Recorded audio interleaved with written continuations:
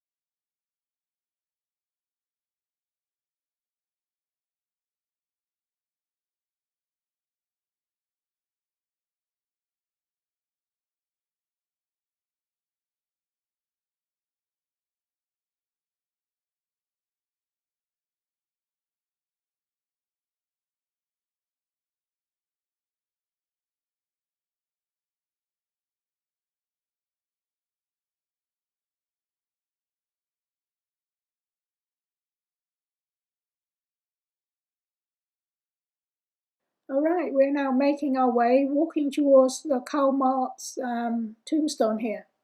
So here we are. It's definitely a very big and prominent tombstone, bigger than all the rest in here, because obviously he got very famous. So here we are. Good look at Karl Marx.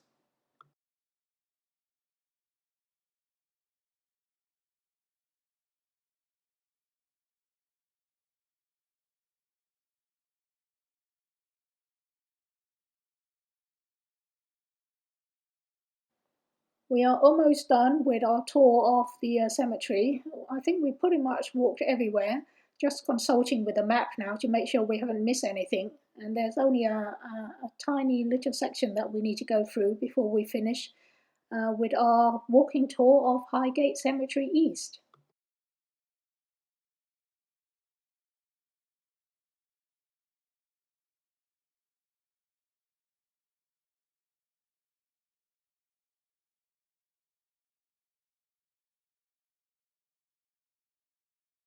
That's it. We have come to the end of our tour and are now outside the Highgate Cemetery East, and see on the opposite side there is Highgate Cemetery West. I will probably try and come back and do the guided tour of the West Cemetery another time. But now we are going to make our way through the park, basically retracing our step through the park and to go out to Highgate Town Centre because we are now going to look for a place to sit down and have something to eat.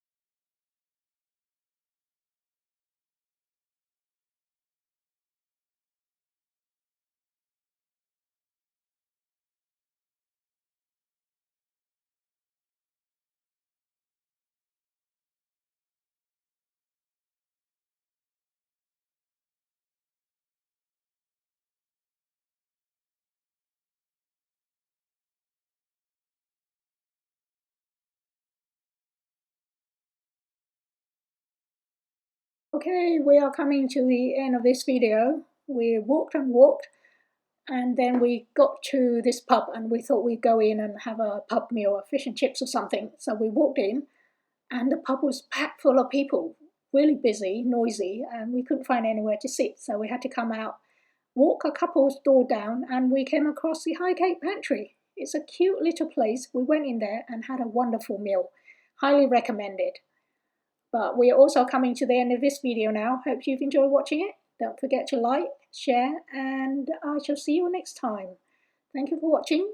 Oh yes, this is our food here. This is my chicken and ham pie. It was delicious.